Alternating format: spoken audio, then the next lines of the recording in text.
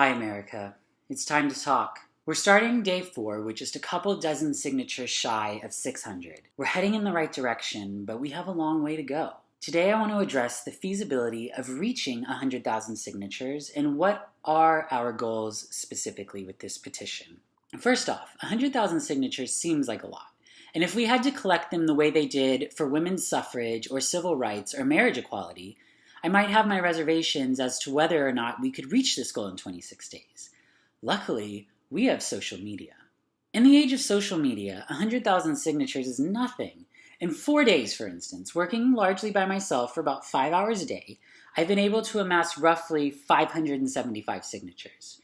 Now, the math breaks down to about 30 signatures an hour. Now, if I tried to do this by myself, I'd need approximately 3,400 hours to collect the required signatures, or about 20 weeks.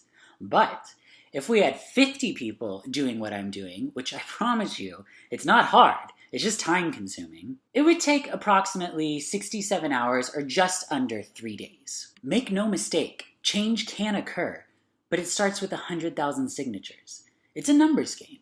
Luckily, I love numbers, and I understand that this is totally doable if we stand together and work in an organized fashion. To that end, at some point today, Repeal, Replace, or Clarify.org will become live, and it will serve as our central organizational hub.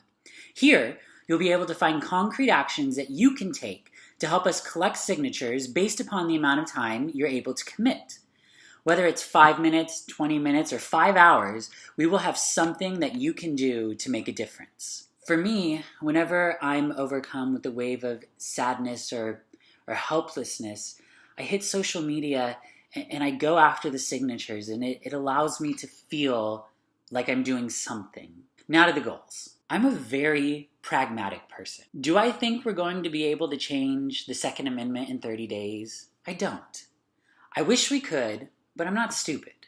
What we can do in 30 days is start a productive, meaningful national dialogue on the gun epidemic in this country. This is a uniquely prime opportunity to accomplish this.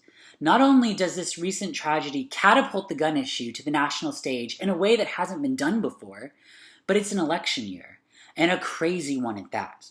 For the first time in history, millions of people are actively engaged in the political process and talking for the first time. We need to direct the conversation. We need to make this an issue this election. Change doesn't come from saying, well, let's agree to disagree and never talk about this again. Change comes from saying, I see that we have some fundamental differences. Let's talk and find something on which we can agree and build on that. I'm talking specifically to my LGBT brothers, sisters, and allies right now. Never in our nation's history has a group been more organized, more proactive, or more capable of change than us.